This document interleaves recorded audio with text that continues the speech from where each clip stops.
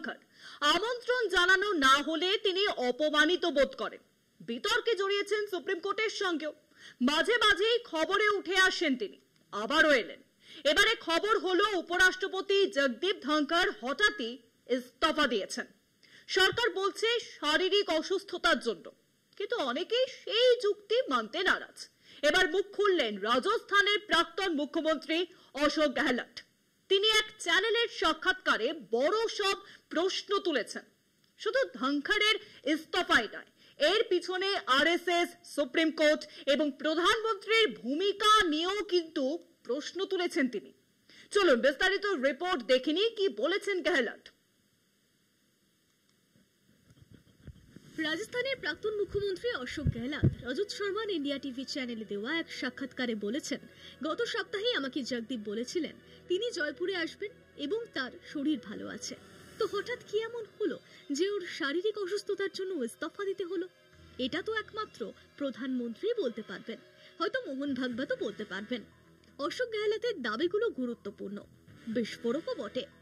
প্রথমত, ভারতের উপরাষ্ট্রপতি তথা রাজ্যসভার চেয়ারম্যান সরকারের নানা রকম চাপের মধ্যে ছিলেন। সেই চাপে থেকে তার পক্ষে কাজ করা প্রায় অসম্ভব হয়ে উঠছিল। লোকসভা স্পিকারের ওপরেও খুব চাপ রয়েছে, সেটাও ভবিষ্যতে হয়তো প্রকাশ পেতে পারে। দ্বিতীয়ত, প্রধানমন্ত্রী মঙ্গলবার দুপুর দুটোয় বিদেশ চলে যাচ্ছেন। তার আগে তড়িঘড়ি করে সোমবার এই কাণ্ডটা করতে হয়েছে। মঙ্গলবার বিজনেস অ্যাডভাইজারি কমিটির বৈঠক ছিল, সেই বৈঠকে ধনখড়ের থাকার কথা ছিল। ধনখড় নিজেই সময় দিয়ে বিরোধী নেতাদের ডেকেছিলেন, অথচ তিনি নিজেই এরকম একটা কাণ্ড করলেন। সকালবেলা যখন আলোচনা হয়েছে তখনও তার ইস্তফা দেওয়ার মুড কিন্তু কেউ দেখেনি, সমস্ত সাংসদ সে কথা বলছেন। তৃতীয়ত, এই প্রথম কোন উপরাষ্ট্রপতি এরকম ভাবে টার্ম শেষ হওয়ার আগে ইস্তফা দিলেন। এর আগে তারা ইস্তফা দিয়েছেন যারা রাষ্ট্রপতি পদের মনোনয়ন পেয়েছেন এবং রাষ্ট্রপতি পদে লড়বেন এমন কেউ। চতুর্থত, যশবন্ত ভার্মার বিরুদ্ধে রাজ্যসভার 63 সাংসদের স্বাক্ষরিত মোশন তার পক্ষে আলোচনার অনুমোদন দেওয়াতেও সরকার প্রচন্ড ক্ষেপে যায়। কেননা আসলে খেপেছে সুপ্রিম কোর্ট।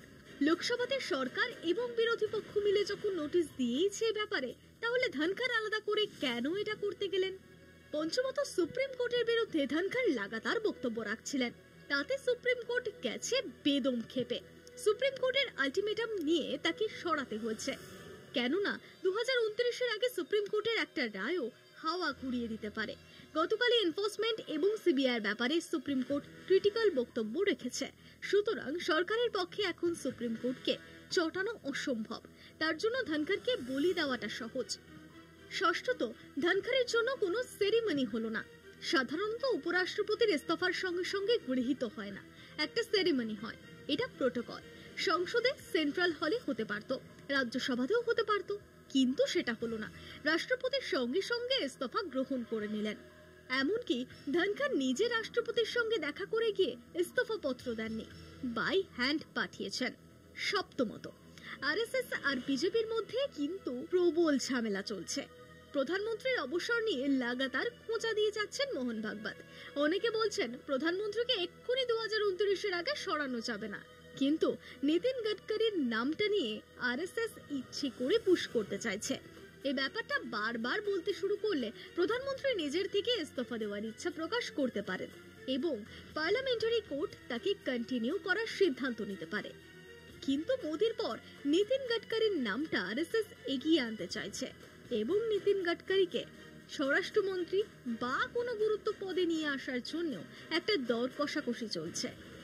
এখন বিজেপি ও আরএসএস এর এই সংঘাতের পটভূমিতে যখন দলের সভাপতি পদ নিয়েও বিরাট ঝামেলা এখনো মেটানো যায়নি, তখন এই উপরাষ্ট্রপতির ইস্যুটা নিয়েও বিজেপি আরএসএস সংঘাত লাগতে পারে। কলকাতা টিভি।